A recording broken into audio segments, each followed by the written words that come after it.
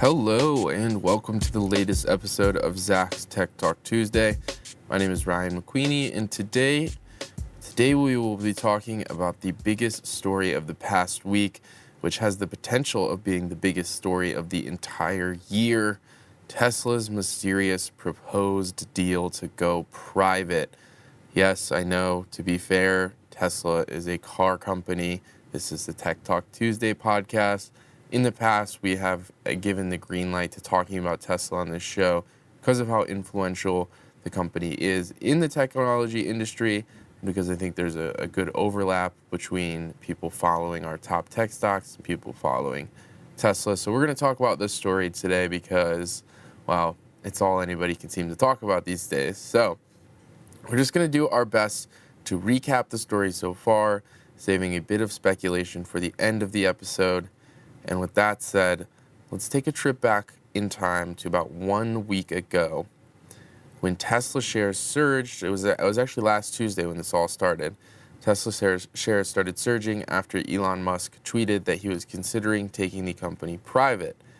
Musk's tweet, which was sent in the late morning hours Tuesday, implied a take private price of $420 per share for Tesla, and also suggested that funding had been secured to make the deal happen. If you haven't seen the tweet yet, it's absolutely amazing. It literally just says, considering taking Tesla private for $420, funding secured. That's it. And then he just didn't tweet again for like 2 hours. It was amazing.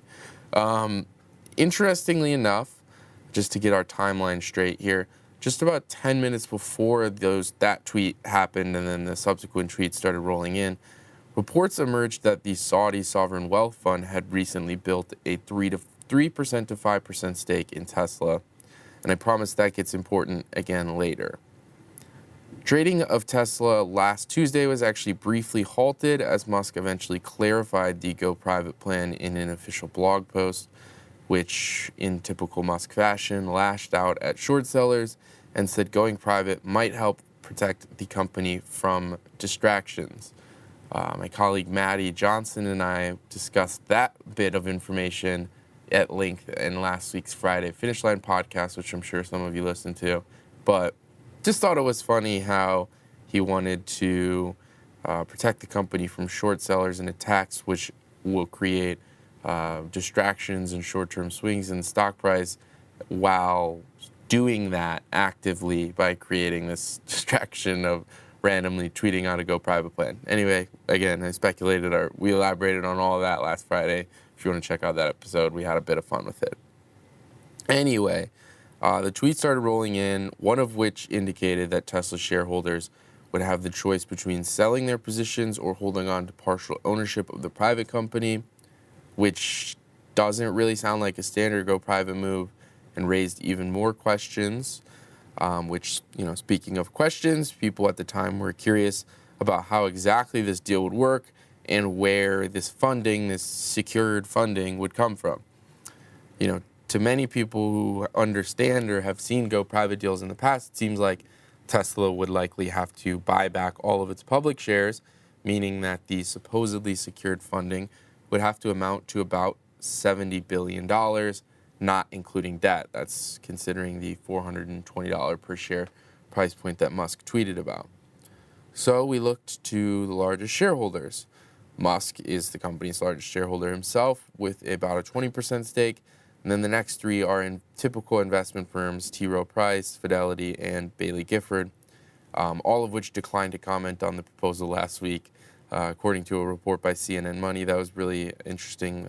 Shout out to that report. I would check that out for more details. Anyway, we got some of these answers cleared up yesterday when Musk published another public blog post on the Tesla site, which confirmed that his tweet that funding to take the company private had been secured, that the funding was secured. That notion was based on multiple and ongoing conversations with the Saudis. Remember, I promised you that the Saudi sovereign wealth fund would be important later, and here it is again. So, Musk wrote, going back almost 2 years, the Saudi Arabian sovereign wealth fund has approached me multiple times about taking Tesla private. Recently, after the Saudi fund bought almost 5% of Tesla stock through the public markets, they reached out to ask for another meeting. That meeting took place on July 31st. I left the July 31st meeting with no question that a deal with the Saudi sovereign fund could be closed. That's the end of the quote. So yeah, a couple weeks ago, Elon Musk sat down in a room with representatives from the Saudi Sovereign Wealth Fund and discussed taking Tesla private. Really a game-changing revelation there, but it's important for a number of reasons. First, it officially confirms reports that the Saudi fund has been building a stake in Tesla. So we know that that at least is a fact. Saudi Sovereign Wealth Fund has about a 5% stake in Tesla now. News that Musk had met with the Saudis also confirms that Musk had been considering the go private deal for at least that couple of weeks before revealing these plans on Twitter, which confirms what Tesla said in a follow-up to these tweets last Wednesday. So the Tesla board on Wednesday, day after the tweets, did say, hey, you know what? He approached us about this idea last week. So now we know that is true as well. But perhaps most importantly, Musk's meetings with the Saudis probably, or might, or at least are going to be his defense from an SEC probe into whether Tesla violated rules which bar publicly traded companies from revealing plans to buy or sell securities if management does not actually intend to act upon those plans, does not have the means to complete such a move, or are simply trying to manipulate share prices. So that was a huge thing in the wake of the tweets was this has to violate some sort of SEC protocol, right? I mean, you can't just be a CEO tweeting out these details of a go private plan randomly on a Tuesday morning because you feel like it. There has to be some sort of proper procedure. Well, yes and no, and precedent is limited here. We know that there's this weird kind of gray area Reed Hastings rule that was born out of Reed Hastings tweeting or sharing on Facebook some subscriber details, non-public subscriber details about Netflix a few years ago. He was warned by the SEC. That kind of established a bit of precedent here. And then there are these existing rules which bar publicly traded companies, as I said, from talking about these plans if they're not in essentially real plans, if they're not intending to go through with them or if they don't have the money. So essentially what the defense would be here as well, after this July 31st meeting with the Saudis, we believed we did have the funding. We'll see if that defense holds up as the SEC probes further. I'm sure they didn't just drop the probe yesterday after hearing that. But the plot got even thicker today as Tesla's board earlier this morning issued a statement saying that it had formed a special committee of 3 independent directors to study the proposal and confirmed that it had not endorsed the idea of taking the electric car maker private just yet.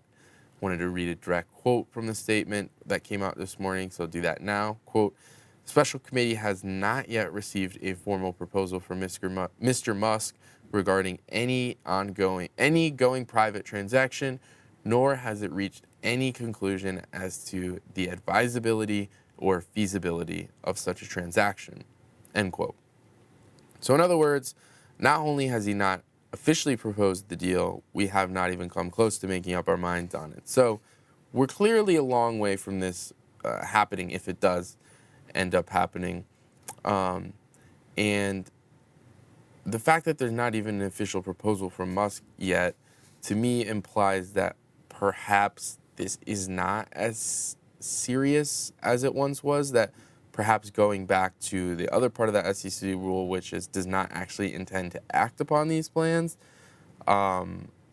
there's a very good chance here that this was one of these Musk things that happen where it does serve as a bit of a distraction, or he just likes to control the narrative. He likes to make sure that our public conversation, our media conversation about Tesla is pointed in the right direction.